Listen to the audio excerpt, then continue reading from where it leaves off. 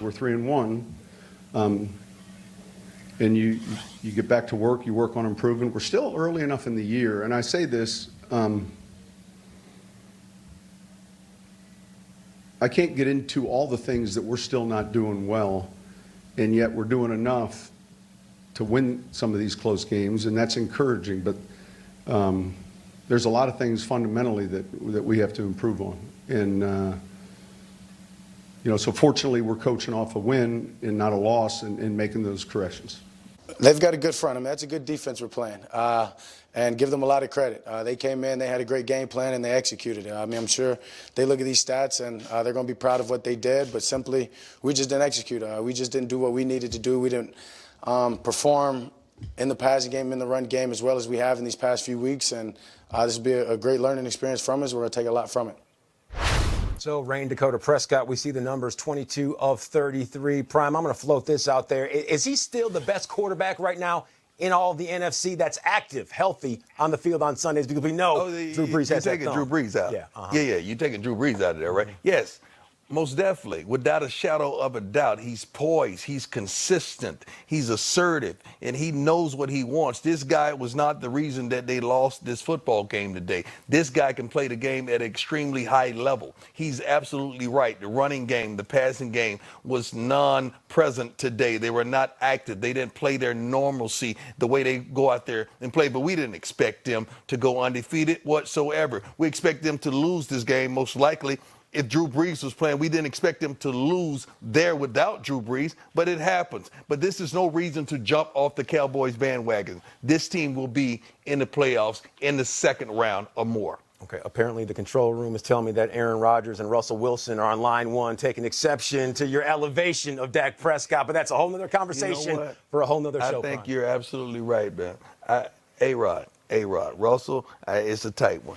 It's a tight one this year. All right. Well, you can send a condolences card to Aaron Rodgers after that. Right there. Yeah, we'll see how things shake up. But still, Deion Sanders, you know him as Prime, and that's why it's the name of the show. And Prime taking a look at New England, Kansas City, and Baltimore. They look to be in the driver's seat of the AFC, but you're saying that the key to the whole conference involved a player that wasn't even on the field today? You're getting a hot take right out of the gates. All three of these teams were tested, and two of them passed by winning the game. One of them failed, which was the Baltimore Ravens, but I would go deeper than that. Two teams, the Kansas City Chiefs and the Baltimore Ravens, was in the Jalen Ramsey sweepstakes probably a week or two ago, and we all thought this trade was going to go down until the whole Antonio Brown thing went left. I really feel like in my heart that gave a couple of those teams some false sense of security, saying, well, Antonio's not there. Well, we don't have to give up a 1 and a 3 or 1 and a 2. We could backtrack a little bit. But no, both of these teams proved defensively that they do need a boost. And that boost name is Jalen Ramsey. Well, he was a bystander today. He watched his Jacksonville Jaguars inch out a 2-point victory over Denver. We'll get to that as the show progresses. But in the meantime, let's get to a little Sunday Night Football action. Dallas Cowboys, New Orleans Saints, fan of the play call. But let's check in with Dak Prescott, because in the third quarter, well, Deion, he's been perfect. At the quarterbacks by the numbers, Dak versus Teddy, 22 completions. And he looked to throw the ball 33 times. And Teddy, he was efficient as well. Not over 200 passing yards. Had the interception. Passer rating lower than Dak. And at the end, it was the Saints coming away with the victory. A close shave here, 12-10. In front of that national audience on Sunday Night Football. So, Prime, just how important was this win, not only for the Saints, but for Teddy Bridgewater and that confidence, man? First of all, Teddy didn't lose the game for you. Teddy helped you achieve success tonight. He was very effective, very efficient. Teddy is a timing type of quarterback. 1, 2, 3, get rid of the ball. Teddy's not going to take too many shots deep. He's not going to take too many risks. Teddy Bridgewater got the job done. And all they were expecting in 6 games of absence for Drew Brees is for Teddy Bridgewater to go 3-3. He's already gotten 2. Okay. He's almost there. Okay, well, what about your boy Dak Prescott? We saw him. He had some struggles in this game. Is this just a hurdle that he'll have to get past, or is this going to be something that sticks with him in his mental in the back? Hey, this thing was bigger than Dak. Amari Cooper got shut down tonight. Did we not see that? Zeke was almost a no-show. Zeke is a bad boy.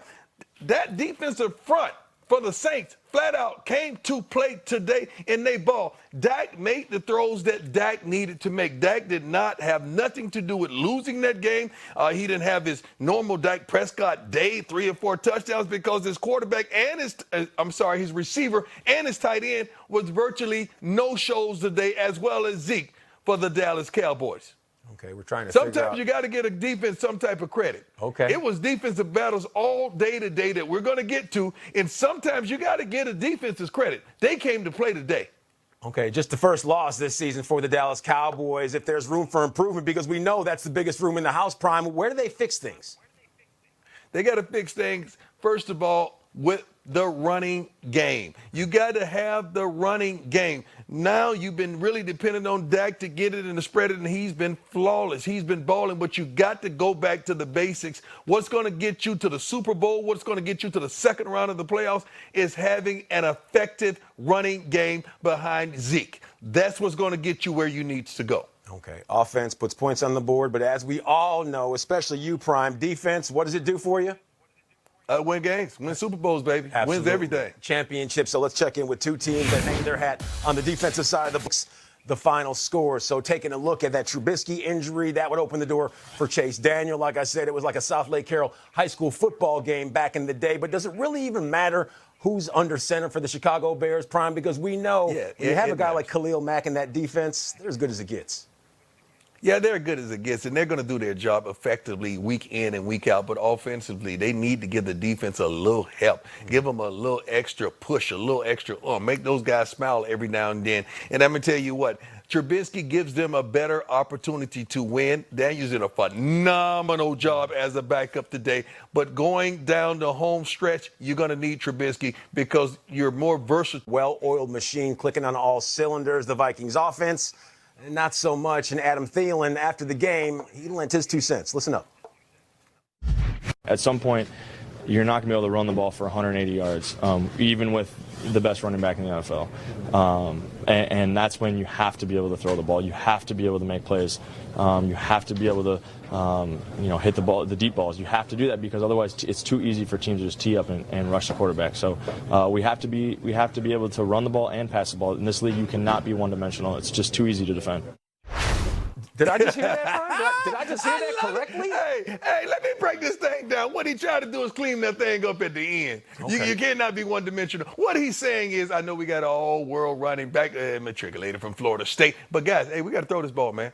Not only we got to throw this ball, we need a darn quarterback that can put the ball where it needs to be. We got 2 of the best darn receivers in the game. Y'all know that.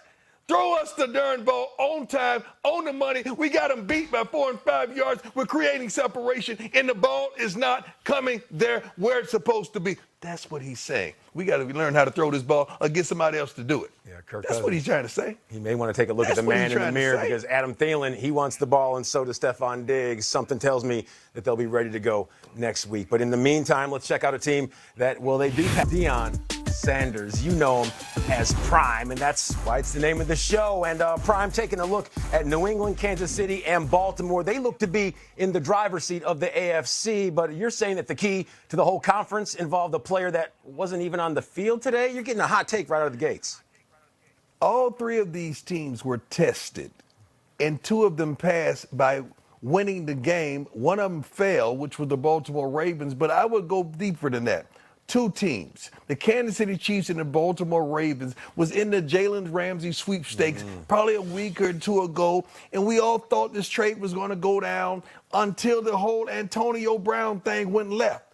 I really feel like in my heart that gave a couple of those teams some false sense of security, saying, well, Antonio's not there. Well, we don't have to give up a 1 and a 3 or 1 and a 2. We could backtrack a little bit.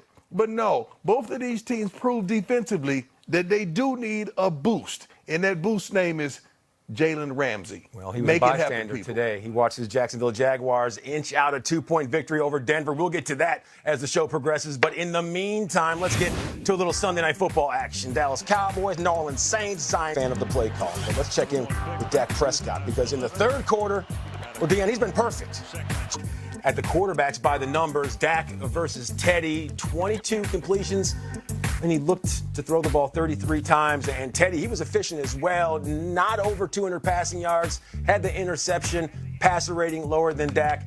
And at the end, it was the Saints coming away with the victory. A close shave here, 12-10, in front of that national audience on Sunday Night Football. So, Prime, just how